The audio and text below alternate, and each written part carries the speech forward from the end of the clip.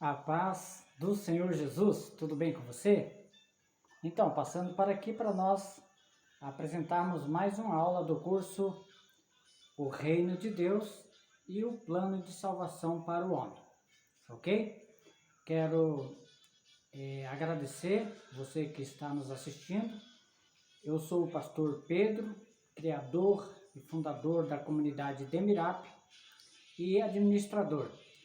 Portanto, é um prazer poder compartilhar conteúdos que têm o mesmo propósito.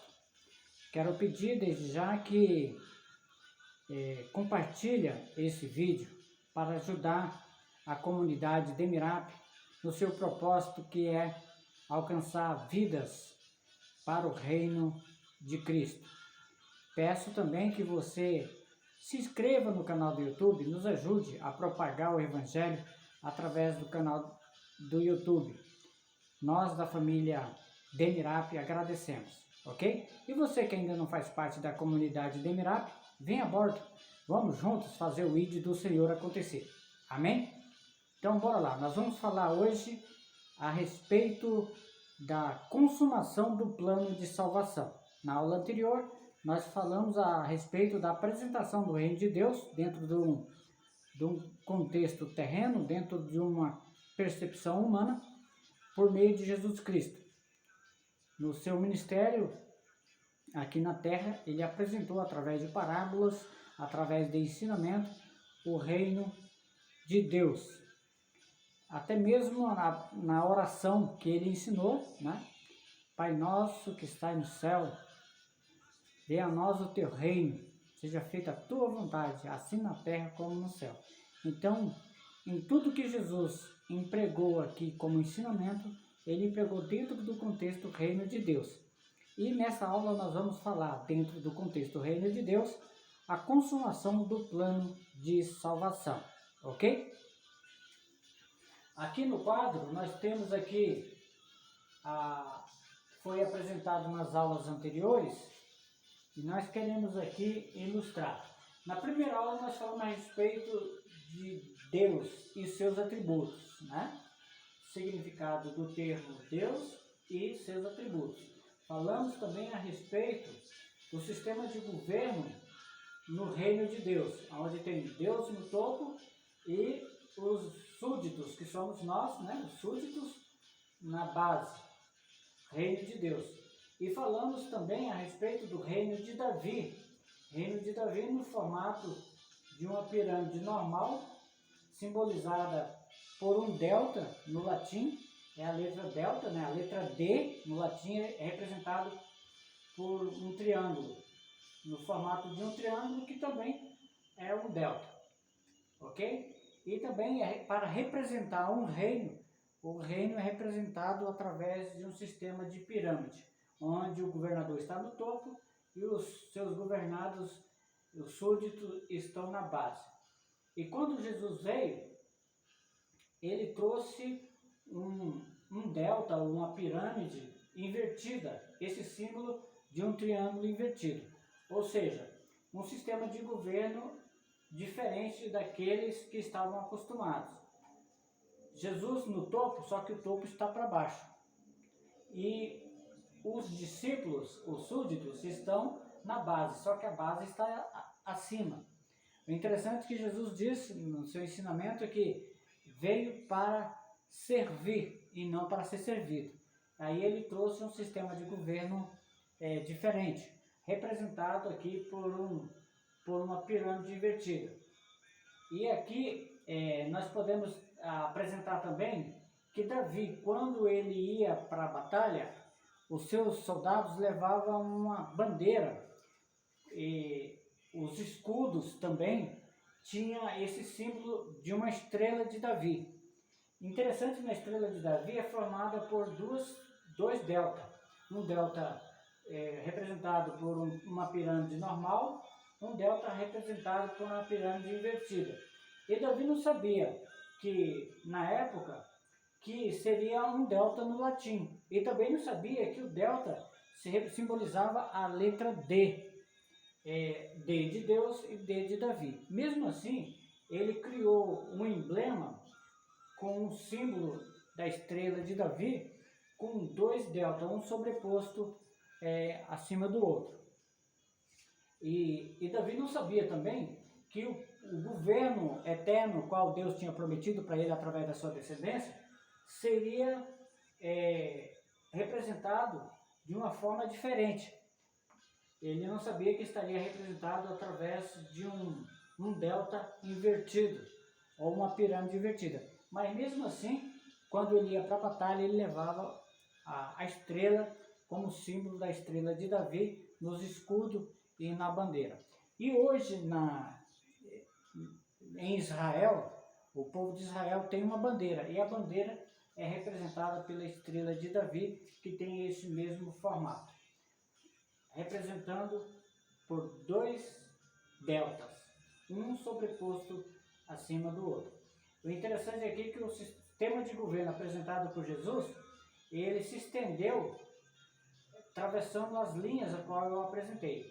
Atravessou a linha da visão onisciência de Deus, atravessou aqui a eternidade, porque Jesus, sendo eterno, Filho de Deus, ele atravessou a linha da eternidade e atravessou a linha representada do pecado adâmico, abriu uma porta, uma janela aqui, né?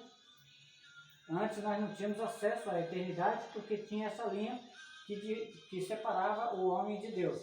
O livro de Romanos 3:23 diz: todos pecaram e destituídos foram da glória de Deus. Então nós estávamos fora da glória de Deus, abaixo dessa linha aqui representada, que representa a eternidade. E por causa desse pecado de Adão, nos separou da eternidade. E abaixo do pecado adâmico, eu tracei uma linha aqui e chamei de pecado secular. Adão, quando foi convidado a sair do paraíso, ele por desobediência, então ele estabeleceu o pecado adâmico. E através da sua geração pós geração, os consequentes pecados, nós temos o pecado secular. Qual é a diferença do pecado secular para o pecado adâmico? O pecado adâmico, através de Adão, todos pecaram e destituídos foram da glória de Deus. Pecado secular, eu sou responsável pelo meu pecado. Cada um que pecava do seu cotidiano é responsável pelos seus pecados.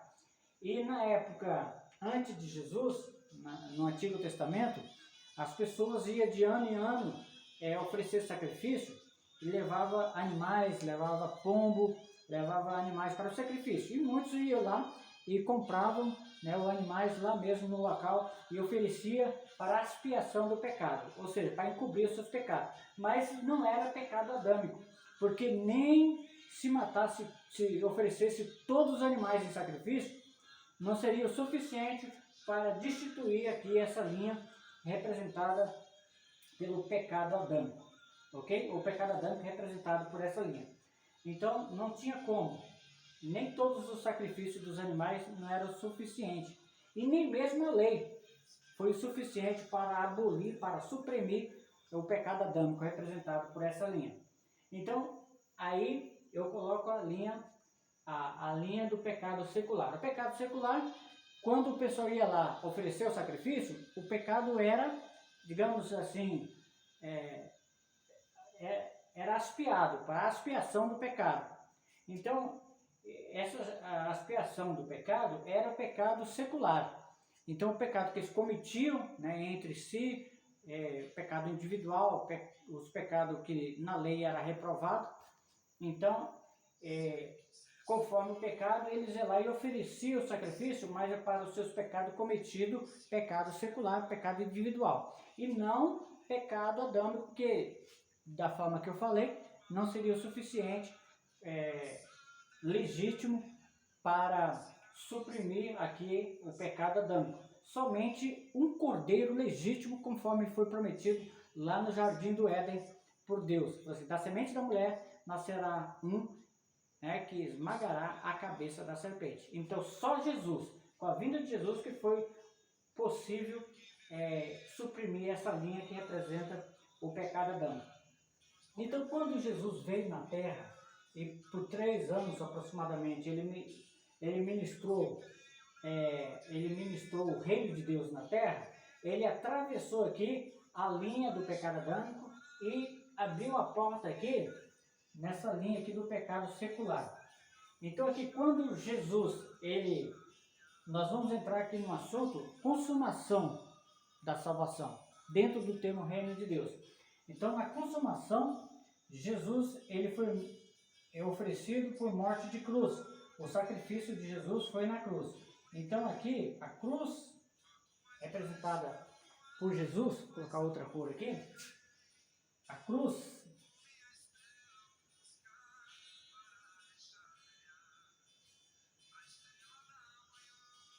olha, deu certinho. Pecado adâmico, os que pecaram, o pecado adâmico, Jesus atravessou, abrindo uma porta, e abaixo do pecado adâmico, o pecado secular, Jesus ele foi oferecido em sacrifício, aí ele estendeu uma porta para aqueles que veio antes de Cristo e aqueles que veio depois de Cristo. A porta está aberta. Então ainda eu posso dizer que aqui com Cristo está a dispensação da graça. A dispensação da graça simbolizada por essa cruz, por essa porta aberta. Que um dia essa porta vai fechar. Então aqui está a representação do reino de Deus e o plano de salvação. E agora vamos falar, alguns pontos em relação à consumação. A definição do termo consumação, está consumado. Com relação ao reino de Deus, podemos dizer que o propósito principal da implantação aqui na terra se resume no termo está consumado. Olha só, o sacrifício de Cristo na cruz do Calvário, quando ele diz está consumado. Propriamente dito, significa que está concluído. Está cumprido também significa está pago, conforme está no original hebraico e no grego que está escrito tetelestai. No grego, a pronúncia seria essa, tetelestai. Está consumado. Na época, ao pagar uma dívida em um mercado, aquele que recebia o pagamento escrevia no caderno de dívida, está consumado. Quando um detento cumpria a pena, na conclusão da pena, quando recebia a determinação de soltura, estava escrito, está consumado. Em uma construção de uma obra, o responsável pela obra, ao entregar a obra, ele escrevia, na entrega da obra, ele escrevia um documento dizendo, está consumado. E quando se oferecia um sacrifício, ao terminar, era confirmado com a palavra, está consumado. Por isso que quando Jesus entregou o seu sacrifício puro e legítimo para nos salvar, uma das suas últimas palavras, ele disse, tetelestai, ou seja, está consumado. Amém? O reino de Deus, que antes tinha toda a sua estrutura voltada para o cumprimento do sacrifício de Cristo, permanece, não mais para a consumação do ato sacrificial, e sim para alcançar todos os quantos quiserem fazer parte do reino. Interessante, né? A estrutura voltada para o cumprimento do sacrifício. Está consumado? A estrutura ainda está lá. Existe. Qual é essa estrutura? A porta da graça. Não mais para ser oferecido o sacrifício, porque já foi um só sacrifício, foi suficiente. Porque o cordeiro era legítimo, né? O cordeiro foi legítimo. Então, não precisa mais de sacrifício. O sacrifício foi feito e permanece. Esse permanecer significa a porta da graça. Não mais para a consumação do ato sacrificial. Não precisa mais de sacrifício. E sim para alcançar todos quantos quiserem fazer parte do reino. O cordeiro para o sacrifício teria que ser legítimo. Porque Deus amou o mundo de tal maneira que deu seu Filho unigênito, para que todo aquele que nele crer não pereça, mas tenha vida eterna. O interessante é que aqui nós podemos entender que não foi nem os romanos e nem os judeus que matou Jesus, que entregou Jesus para a morte. Foi o próprio Deus, porque o sacrifício foi prometido lá no Jardim do Éden. E o sacrifício teria que ser um cordeiro legítimo, puro, imaculado. Então foi o próprio Deus que ofereceu o seu filho em sacrifício. Ok? Está escrito no Evangelho de Jesus, segundo escreveu João 3:16. O cordeiro para o sacrifício teria que ser digno. Olha aqui. Teria que ser legítimo e teria que ser digno. Vamos ver? Mas com o precioso sangue de Cristo, como um cordeiro imaculado, ou seja, sem mácula, e incontaminado, sem contaminação. Está escrito na carta de Pedro 1, capítulo 1, versículo 19. E dentro dessa lógica, podemos deduzir que a ausência do homem na concepção da semente da promessa, que passaria a ser o Cordeiro Pascual, se deu em razão do seu DNA, está contaminado com o pecado adâmico, bem como da sua sentença e responsabilização. Então, nós vemos aqui que a semente da promessa, ela não poderia ser contaminada. Teria que ser legítimo, né? Filho de Deus, não poderia ser contaminado. Então, aqui nós falamos o seguinte, de que se fosse oferecido o sacrifício de um cordeiro, nascido, digamos assim, de uma semente, concebida de uma forma natural, através, digamos assim, José e Maria, na concepção dos dois, na união dos dois, o filho fosse legítimo dos dois, ele estaria debaixo do pecado adâmico, na linha que eu mostrei no quadro. Mas como assim? Estaria debaixo do pecado adâmico. Por isso que Maria foi concebida do Espírito Santo e não do DNA adâmico através de José, mas sim na concepção do Espírito Santo. Então, filho de Deus legítimo. Mas e a mulher não tinha pecado? Nós falamos na aula anterior a respeito disso. E vamos falar também aqui a respeito disso. A contaminação do pecado adâmico, bem como da sua sentença e responsabilização. Já falo, Eva tinha pecado, porque no livro de Romanos, porque todos pecaram e destituídos estão da glória de Deus. Romanos 3:23. A mulher estava em pecado também. Da forma que o homem estava em pecado, a mulher também estava em pecado. A diferença é a responsabilização, né? Adão, ele veio primeiro e Deus fez a mulher da costela de Adão para ser sua companheira. Adão era o governante dos seres existentes na época, né? E também ele era ali o senhor da sua companheira. Então a responsabilidade era de Adão e não de Eva. A ordem para não comer do fruto proibido foi dada a Adão. Então Eva pecou, mas a responsabilização foi dada a Adão. Eu digo assim, se alguém contrata um pedreiro, o dono da obra contrata um pedreiro, né? Ou seja, um encarregado responsável pela obra.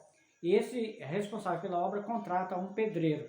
Então aí o pedreiro faz um serviço errado e o dono da obra chega e fala assim, está errado o serviço. O dono da obra não vai responsabilizar o pedreiro, ele vai chegar, responsabilizar aquele que ele contratou, que é o encarregado da obra.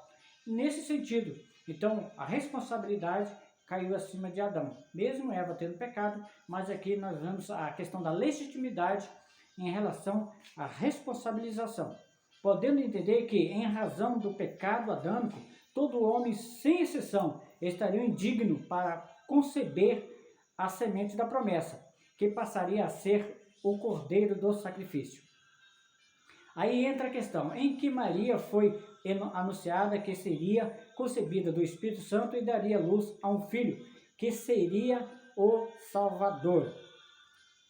Se na carta de Paulo aos Romanos 3,23 diz que todos os pecados destituídos estão da glória de Deus, logo Maria também estaria sob essa mesma condição.